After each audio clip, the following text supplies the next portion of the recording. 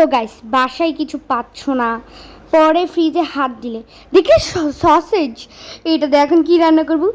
So আম্মু আজকে আমাকে রান্না করে দিল। তো প্রথমে সসেজটাকে ভেজে নিবে, ভাজার পরে এটাকে একটুখানি brown brown brown brown colour করে এটাকে উঠিয়ে নিবে। অ্যান্ড এটা উঠানোর পর টুকরো টুকরো টুকরো টুকরো করে ফেলবে। মানে টুকরো কুটি কুটি কুটি কুটি যতটুকু পারো সো এরকম করে নিবে। সো তোমরা চাইলে এখানে আরও বেশি সসেস নিতে পারো। সো আমরা 5টা বানিয়েছিলাম প্রথম, যেহেতু ট্রাই করেছি আম্মু।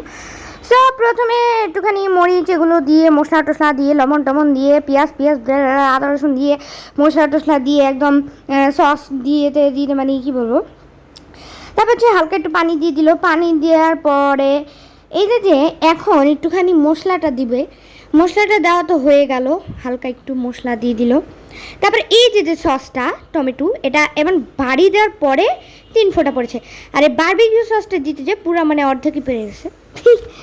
তো তারপর সস যেগুলো যে কুচি করে রেখেছিল সেটাকে এখন মিক্স করে ব্রাউন ব্রাউন কালার করে নেবে। আমাদের হয়ে গেছে, দেখতেই কত টেস্টি লাগছে। সো আমি যে এখন ভয়েস দিচ্ছে, এখন আমার আবার খেতে ইচ্ছে করছে। সো এখন এই যে এটাকে জানি কী বলা ভুলে গেছি। সো যাই হোক, এটার মধ্যে তোমরা এভাবে করে নিতে পারো। তো দেখো এটা মোড়ানোর সময় কিন্তু ফাঁস করে ফেটে গেছে, মানে ছিঁড়ে গেছে। সো তারপরে আমার কী করবে, সো এটাকে আবার জোড়ার তালি লাগিয়ে দিল। তারপর হচ্ছে এরকম আরও বানিয়ে নিল, 5টা বানিয়ে নিল। সো আমার যেহেতু প্রথম ট্রাই করছে, তারপরে এরকম বানানো শেষে দেখো বানানো হয়ে গেছে। এখন ভরপুর তেল দিয়ে এটাকে ভালো করে ভেজে নিতে হবে, ভালো করে মানে একদম ভালো করে। সো প্রথমে 3টাকে ভেজে নিবে, মানে 3টা, মানে এটা কী জানি বলে একটা, মানে যাই হোক বিকালের নাস্তা হিসেবে।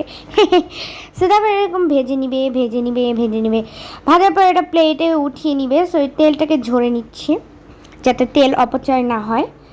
অ্যান্ড বেশি তেল খেলে আমাদের আবার গ্যাস্ট্রিক হয়ে যেতে পারে, সো এই জন্য।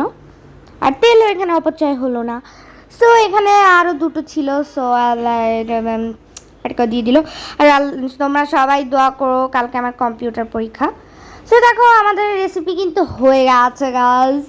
সো হয়ে যাওয়ার পরে এতটা টেস্টি হবে মানে নিজেও ভাবতে পারে নাই, মানে এতটা সুন্দর হবে আর এত খেতে এত টেস্টি। তোমরা ট্রাই না করলে মানে কখনো বুঝতেই পারবে না। সো আজকের ভিডিওটা এই পর্যন্তই। তোমাদের কাছে ভালো লেগে থাকলে অবশ্যই লাইক কমেন্ট শেয়ার সাবস্ক্রাইব করতে ভুলবেন না। আল্লাহ হাফেজ।